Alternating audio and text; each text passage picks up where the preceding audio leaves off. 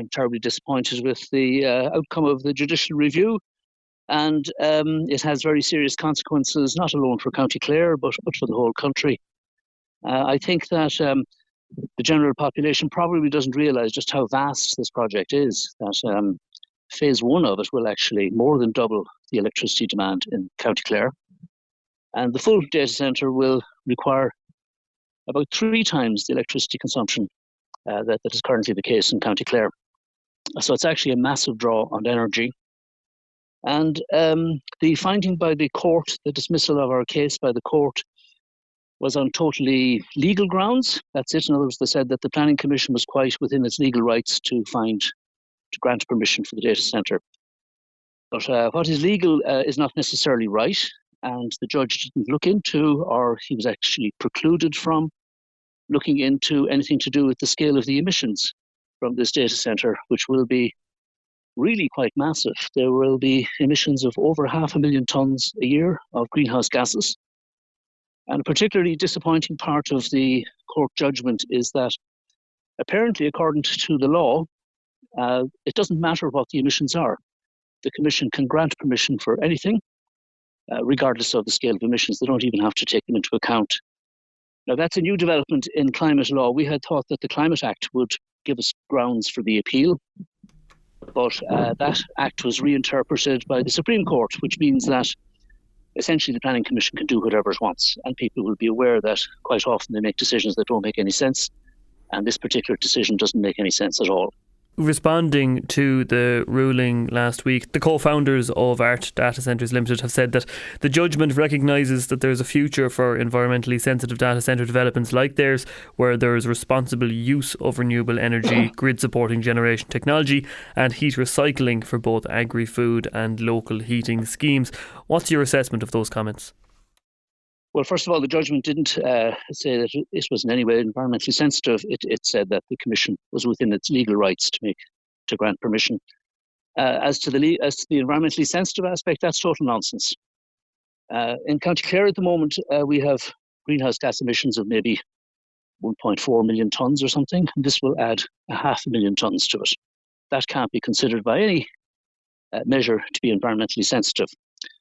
Their use of renewable energy is just smoke and mirrors. It's complete deception. What they're going to do is, we're all aware that there's quite a bit of opposition to wind farms and solar farms even in some parts of the country. And a lot of these already have planning consent and they're awaiting an opportunity to build. What the data centre will do is go in and basically hijack all this renewable energy and say that it's theirs. And that they say then they're carbon neutral, but that's total nonsense. This new data centre out at the Tulla Road will have its own power plant burning natural gas. The emissions from the power plant alone will be close to 500,000 tonnes of greenhouse gases going into the atmosphere per year. And they're trying to offset that by buying up all the renewable energy supply in the pipeline at the moment. In fact, the Ennis data centre would alone account for about 1/3 of all the renewable energy capacity that's currently awaiting access to the market.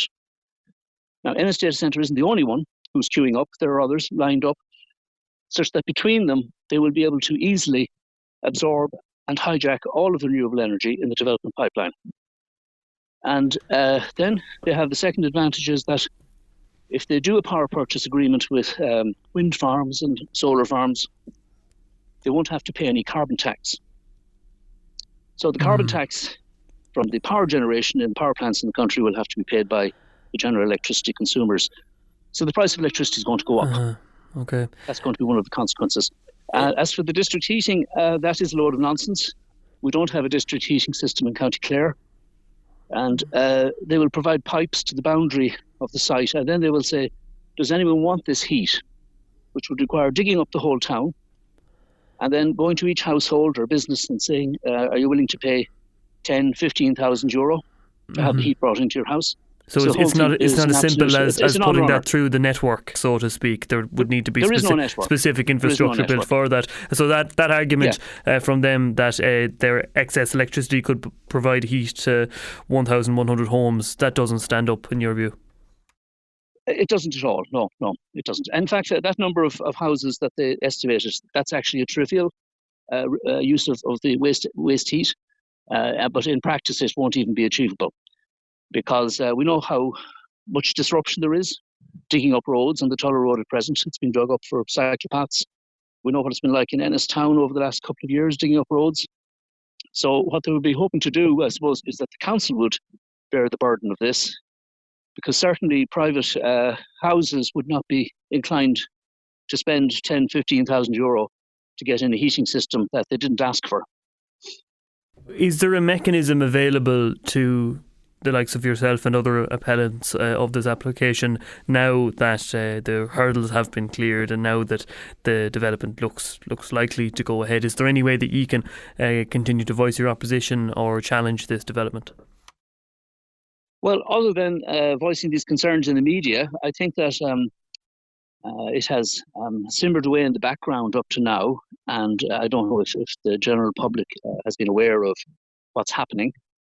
And so we can just continue to speak the truth and to point out the untruths in the claims made by ARC data centres.